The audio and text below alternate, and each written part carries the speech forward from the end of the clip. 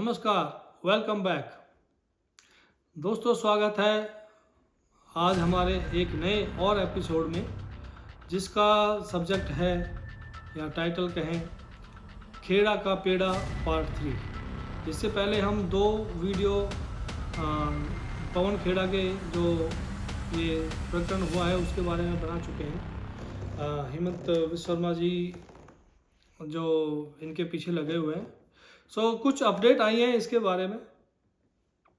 तो हमने पिछले वीडियो में बताया था आपको कि जो कांग्रेस के जो प्रवक्ता हैं पवन खेड़ा, ये हैदराबाद चले गए थे। हैदराबाद पहुंच गए तेलंगाना में, क्योंकि इनका सरकार है वहाँ कांग्रेस की, तो इन्होंने सोचा कि वहाँ तुम सुरक्षित रहोगे। और उसके बाद फिर कांग्रेस के जो वो हैं, क्या कहें उनको, अध्यक्ष हैं या क्या हैं, अध्यक्ष तो वो है, क्या नाम है, खेकड़ा उसका, वो है अध्यक्ष। लेकिन उनके जो प्रिंस हैं उनका भी बयान आ गया है। उन्होंने बोला है कि भाई कांग्रेस पवन खेड़ा के साथ खड़ी है और पवन खेड़ा का हम पेड़ा नहीं बनने देंगे, भले ही चाहे रबड़ी रसगुल्ला और कुछ बन जाए, पर पेड़ा नहीं बनेगा। और हेमंत विश्व शर्मा जी इधर से कह रहे हैं कि हम किधर से कहीं से भी ढूंढ के लेके आएंगे और इनका पेड़ा ज़रूर बनेगा, और ये कांग्रेस को ही बहुत भारी पड़ेगा ये पेड़ा। तो इसमें ये तेलंगाना पहुंच गए ये भाई साहब। वहाँ से फिर इन्होंने वहाँ के तेलंगाना के हाई कोर्ट में अर्जी डाली गिरफ्तारी से बचने के लिए, जमानत एडवांस में लेने के लिए अर्जी डाली, और वहाँ पे अर्जी इनकी मंजूर हो गई और उनकी गिरफ्तारी पे 1 हफ्ते के लिए रोक भी लगा दी तेलंगाना ने। अब इधर से क्या हुआ कि मामला पहुँच गया सुप्रीम कोर्ट। तो जो दूसरा पक्ष है वो सुप्रीम कोर्ट पहुँच गया, और दिल्ली सुप्रीम कोर्ट ने जब सारे तथ्य देखे और उनको बताया कि भाई ये ऐसे करके इन्होंने फर्जी दस्तावेज मीडिया में दिखाए, मीडिया में सर्कुलेट किए, जिससे कि जो मुख्यमंत्री हैं हेमंत विश्व शर्मा जी, उनकी छवि धूमिल करने की कोशिश की राजनीतिक लाभ के लिए।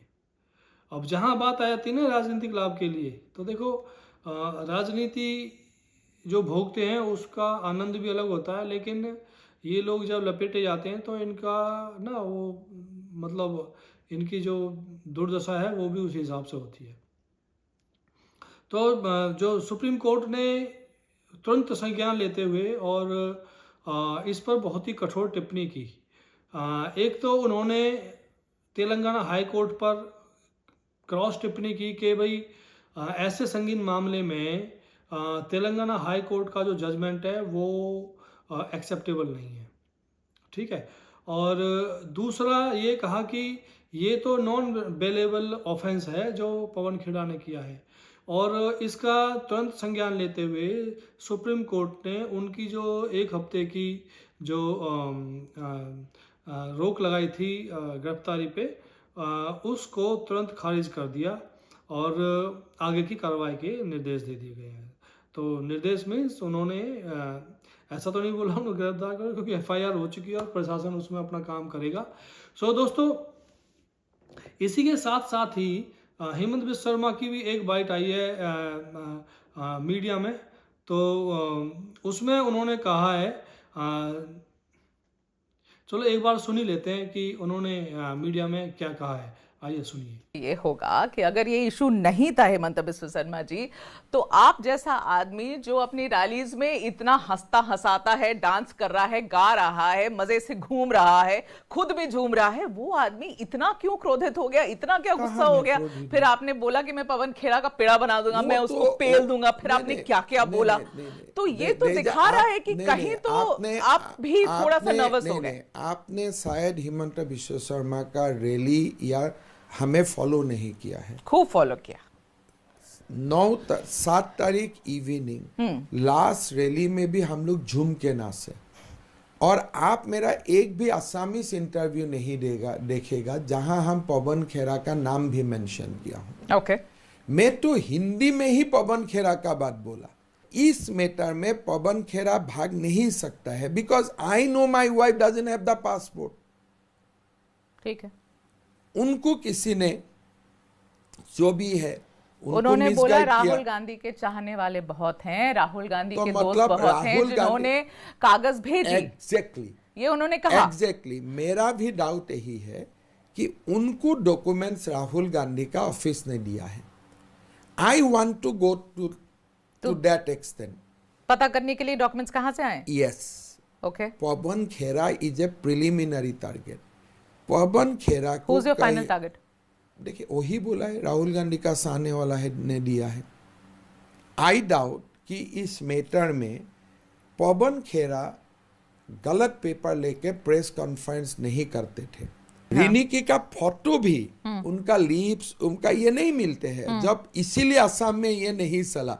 जब हम रिनिकी का ओरिजिनल पिक्चर और पासपोर्ट वाला पिक्चर दोनों स्क्रीन में लगा दिया, लोग हंसने लगा। और रिनिकी का उम्र कम से कम 20 साल कम दिख रहा था। हाँ। तो if you look at the photograph, Riniki is looking 20 years younger than her present age. तो मैं तो रिनिकी को घर में कॉम्प्लीमेंट किया, जो भी है, but passport was not 20 years old। ये भी नहीं बोल सकते 20 साल पहले का किस्सा है। और आपके हिसाब से वो सोर्स है? खुद उन्होंने बोला राहुल गांधी का साने वाला। तो केसी वेणुगोपाल भी तो साने वाला में ही पढ़ते हैं, अलंकार भी तो साने वाला में ही पढ़ते हैं।